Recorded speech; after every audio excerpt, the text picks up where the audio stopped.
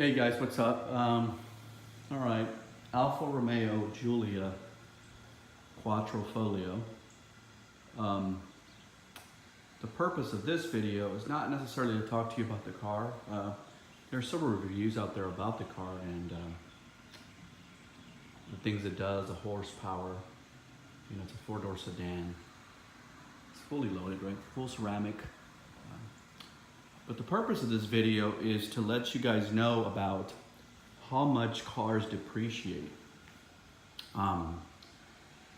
This is probably one of the cars, surprisingly, that will depreciate like if the world's gonna end tomorrow. I mean, it is insane how quickly this car depreciates. I love the car. So a couple of back-end story to the car. I had a Hellcat, and I traded in my Hellcat for the Quattrofolio.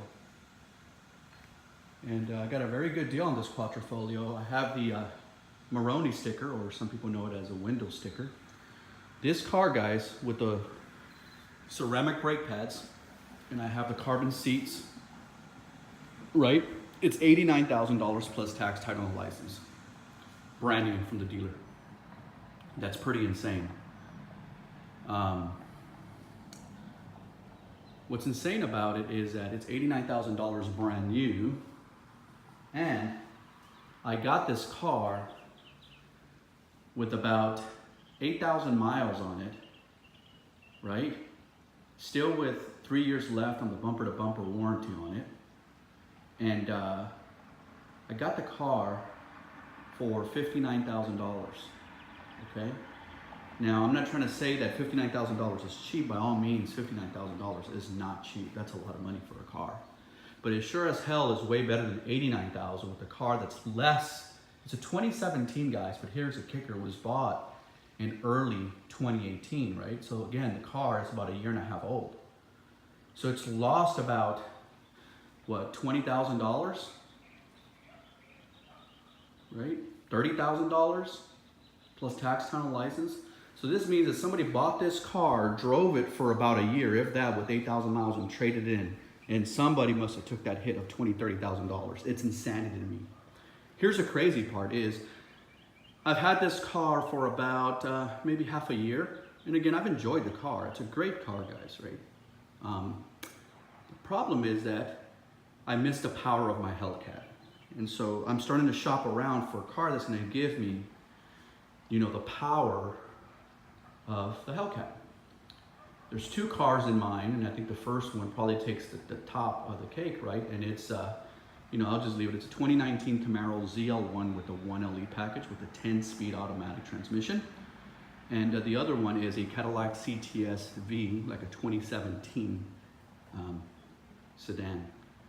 And the reason I'm saying about depreciation is I want to go ahead and check in the trade-in value for this car just to get an idea of what it would spec out for.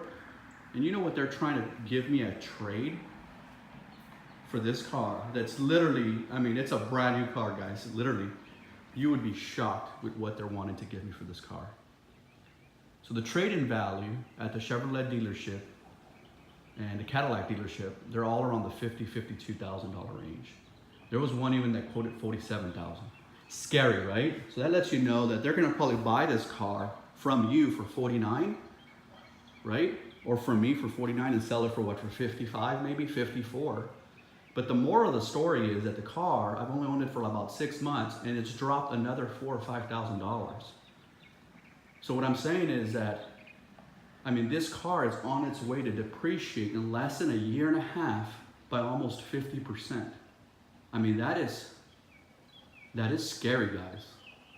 I mean, that is mind-boggling. So it's created a little bit more urgency, right, in regards to how soon I want to trade the car in.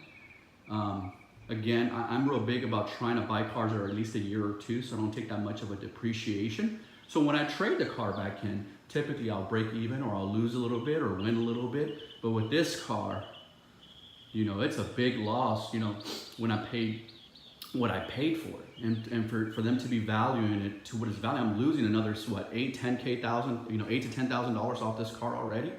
It's craziness. Now I know cars that depreciate, right? You know, people call a car an asset. And as we all know, cars are not assets, you know, unless you own it.